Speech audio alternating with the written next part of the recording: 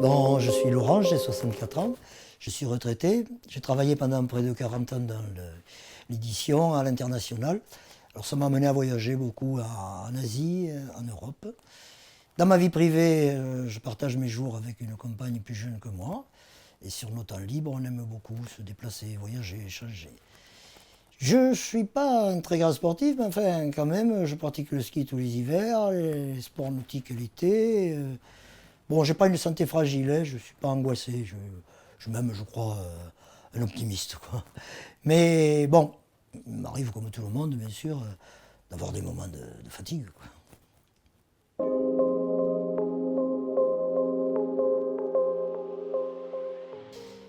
Oui, alors, il y a 5 ans à peu près, ouais, je travaille encore, et je commençais à avoir des difficultés à uriner.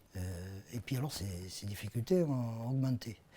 Bon, alors, au début, j'ai minimisé, hein, je me suis dit, bon, ça doit être une forme de fatigue, ou bien ce que j'avais qualifié de fausse envie. Hein, voilà.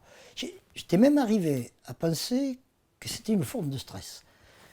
Comme quoi, le temps peut fragiliser ceux qui se croient invulnérables. Alors, le matin, au réveil, une envie de se soulager, ouais, qui s'était d'un écoulement fluide et rapide, c'était devenu un effort. J'étais obligé de pousser plus que de coutume. Hein.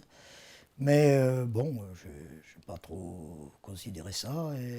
Mais à la suite, je me suis aperçu quand même que je me levais plus souvent la nuit.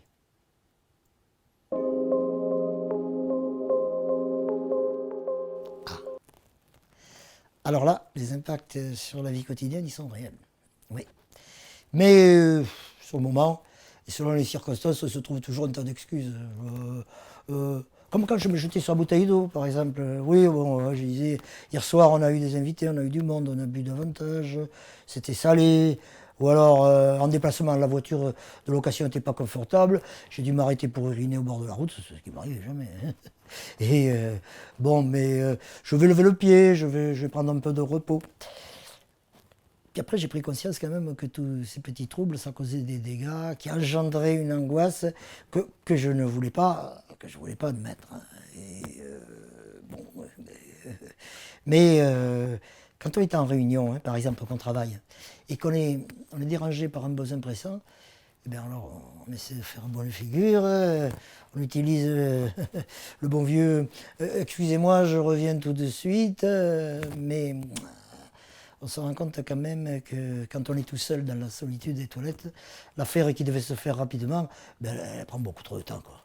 Alors, on se pose des questions, on se dit qu'est-ce qu'ils vont penser, qu'est-ce qu'ils vont me demander en sortant. Vous avez eu un problème? Non, non, non, non, pas du tout. Une affaire urgente à régler. Et bon, on en était où? Alors, de fil en aiguille, on s'aperçoit que on évite les invitations extérieures, les déplacements lointains pour pas tomber dans la gêne, quoi. Alors, ce qui est plus embêtant, c'est sur le plan de l'intimité. Au début, quand on a les premiers troubles, on ne comprend pas pourquoi, hein, pourquoi on vit, et on met ça sur le compte de l'âge, quoi.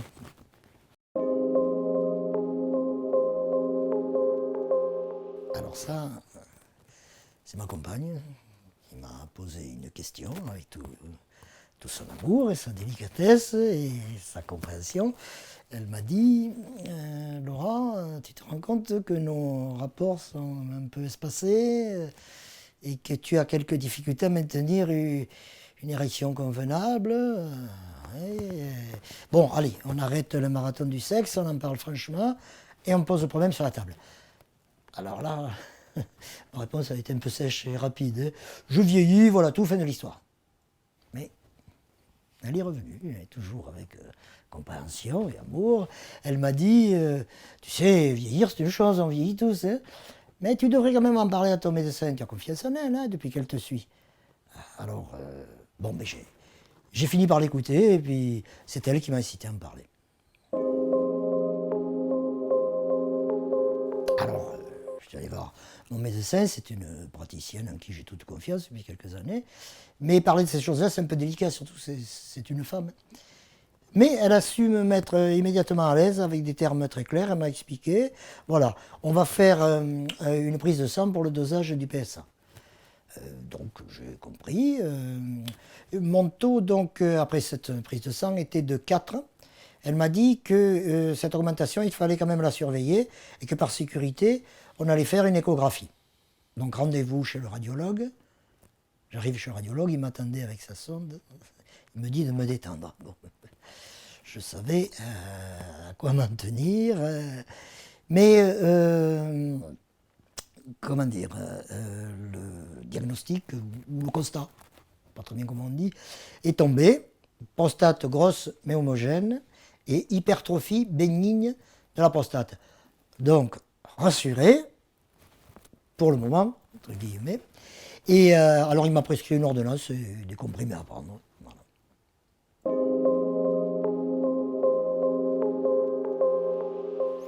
Bah, surtout de ne pas faire comme moi, alors, hein, de pas attendre des mois, parce que c'est complètement idiot de se poser ces questions, de tourner en boucle, ça ne sert à rien. Alors, si on en parle plus rapidement, c'est beaucoup plus simple.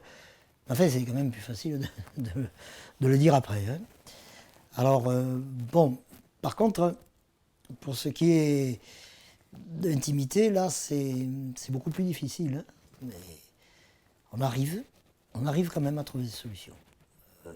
Moi, par exemple, grâce à la compassion et l'amour de ma compagne, on a développé une sexualité différente, mais qui nous va tous les deux. Et on vit en harmonie. Alors moi, je vous dis, prenez-vous en main, parlez-en, mais franchement, hein, à votre compagne, votre compagnon, votre médecin, qui vous voulez. Vous verrez, on est beaucoup plus entouré et compris qu'on peut l'imaginer. Et puis alors, en parler, mais c'est vraiment se libérer, mais d'un fardeau. Et ensuite, on voit l'avenir avec beaucoup plus de sérénité, de joie, j'allais dire, c'est un peu exagéré, mais de confiance, quoi. Voilà, oui, de confiance, c'est ça.